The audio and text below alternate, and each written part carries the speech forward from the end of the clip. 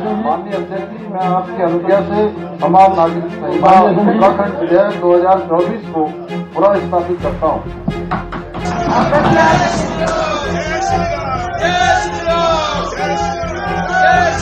उत्तराखंड के मुख्यमंत्री पुष्कर सिंह धामी ने आज विधानसभा में समान नागरिक संहिता उत्तराखंड 2024 विधेयक पेश किया। अब राज्यपाल से मंजूरी मिलने के बाद यह विधेयक कानून बन जाएगा।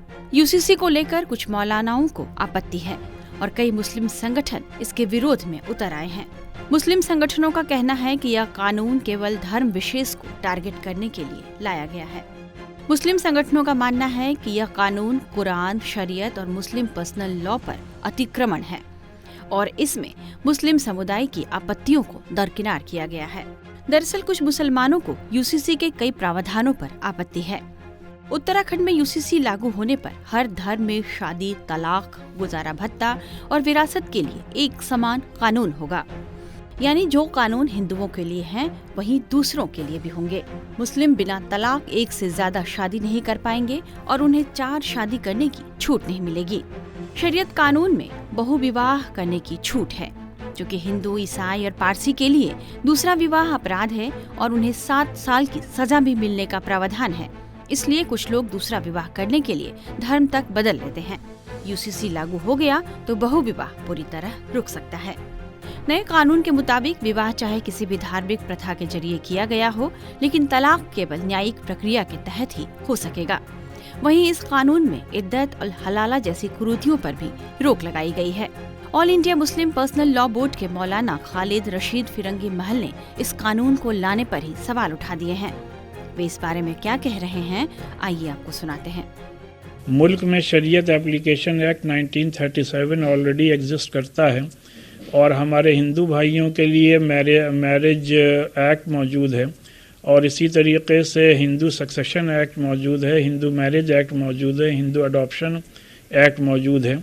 इन तमाम कवानीन के होते हुए इस तरीके के यूनिफॉर्म सिविल कोड की ज़रूरत क्या पेश आ गई। बहरहाल मैं ये समझता हूँ कि जहाँ तक इस कानून या इस एक्ट का सवाल है, जब इसका मसौदा और इसका ड्राफ्ट हम लोगों के सामने आएगा तो अपनी लीगल टीम उसको स्टडी करेगी और उसके बाद फर्दर कोर्स ऑफ एक्शन तय किया जाएगा। रशीद फिरंगी महली के बयान से साफ है कि मुस्लिम पर्सनल लॉ बोर्ड यूसीसी को अदालत में चैलेंज देने की तैयारी कर रहा है। वहीं एएमयू के स्कॉलर डॉक्टर रेहान अख्तर कासमी ने भी इस पर अपनी राय रखी है और उनका कहना है कि कुरान जो कहता है, हम उसे ही अमल में लाते हैं। यूसीसी का जो बिल धामी गवर्नमेंट ने पेश किया है, मैं समझता हूँ कि पूरे हिंदुस्तान में लॉ कमीशन ने सर्कुलर जारी किया था कि कॉमन सिविल कोड के सिलसिले में राय ली थी। मुझे लगता है कि उनको इस बात का इंतज़ार करना चाहिए था कि लॉ कमीशन क्या ड्राफ्ट देता है।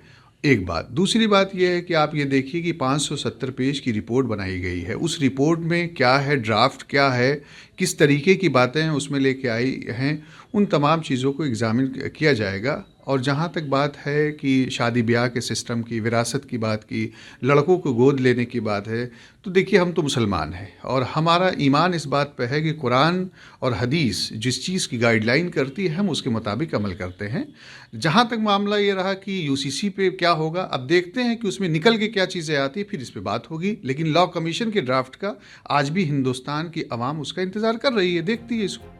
यूसीसी पर समाजवादी पार्टी के नेता और सांसद एसटी हसन ने भी बड़ा बयान दिया है। एसटी हसन ने कहा है कि आप कितने भी कानून ले आएं, लेकिन हम वही मानेंगे जो कुरान शरीफ में है। मैं ये पूछता हूँ, जरूरत क्या है? क्या 76 साल से देश चल नहीं रहा, स्मूथली चल रहा है? इसकी जरूरत क्या पड़ी आपको? सिर्फ इसलिए कि आपको सियासत करनी, हिंदू मुसलमान करना है। गिनाने के लिए आपके पास कुछ है नहीं। ना आप विकास की बात करते, ना रोजगार की बात करते, ना महंगाई की बात करते, ना किसान की करते। हिंदू मुसलमान कर लो, वोट ले लो, वोट पोलराइज कर दो। तो आखिर ये सिलसिला बंद होनी चाहिए। देश के लिए ये बातें अच्छी नहीं। हम बता दें कि यूसीसी लागू होने से धार्मिक मान्यताओं पर कोई फर्क नहीं पड़ेगा। धार्मिक रीति रिवाज, खान पान, पूजा, इबादत, वेशभूषा पर कोई प्रभाव नहीं पड़ेगा। उत्तराखंड देश का पहला ऐसा राज्य बनने जा रहा है जहां समान नागरिक संहिता लागू होने जा रहा है।